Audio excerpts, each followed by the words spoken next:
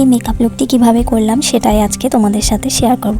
So hey everyone, welcome back to my channel Mampi beauty bar. তোমরা সবাই কেমন আছো? আশা করছি তোমরা সবাই খুব ভালো আছো, আর আমিও খুবই ভালো আছি। তো আজকে যে লুকটি করব সেটি হচ্ছে অষ্টমীর মেকআপ লুক, সবকটাই অ্যাফোর্ডেবল প্রাইসের মধ্যে। আশা করছি তোমাদের মেকআপ লুকটি ভালো লাগবে।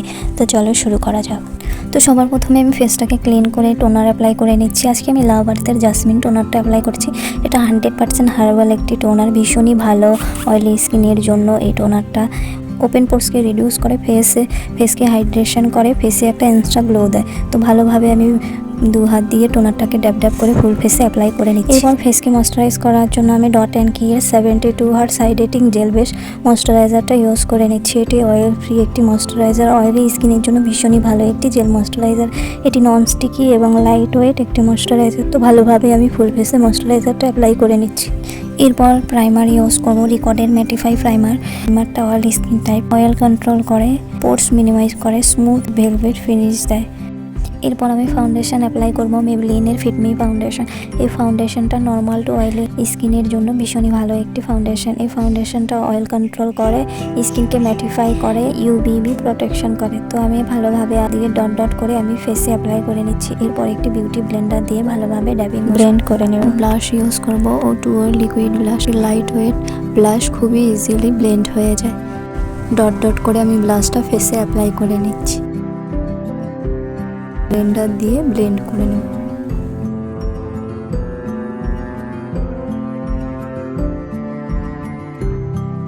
এরপর মেকআপটাকে সেট করার জন্য আমি ইউজ করছি রোজির লুজ পাউডার। ভালোভাবে বেসটাকে সেট করে নিচ্ছি রোজির লুজ পাউডার দিয়ে। যেহেতু দিনের বেলার মেকআপ লুক, তাই ভালোভাবে মেকআপটাকে সেট করতে হবে লুজ পাউডার দিয়ে। যাতে আমি মেকআপটাকে সেট করে নিচ্ছি।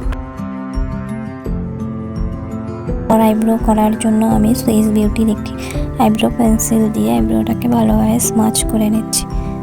জাস্ট হালকা একটু শেপ করে নিচ্ছি।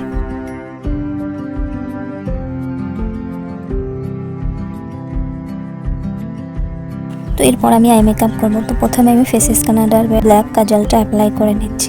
এরপর ব্ল্যাক শ্যাডো দিয়ে ভালোভাবে কাজলটাকে ব্লেন্ড করে নিচ্ছি।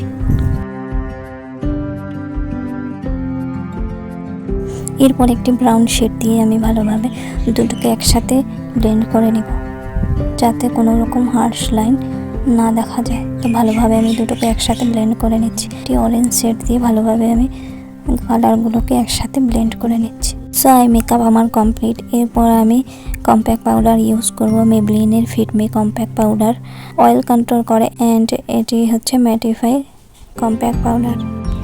এরপর আমি লিকুইড হাইলাইটার ইউজ করবো সুইস বিউটির।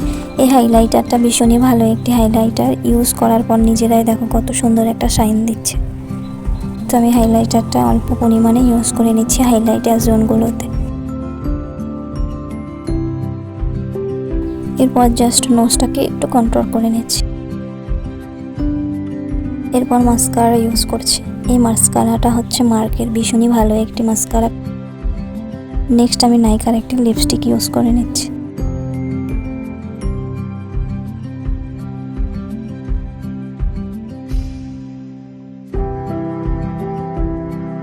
মেকআপটাকে সেট করার জন্য আমি ফেস স্ক্যানারের সেটিং স্প্রেটা ইউজ করে নিচ্ছি।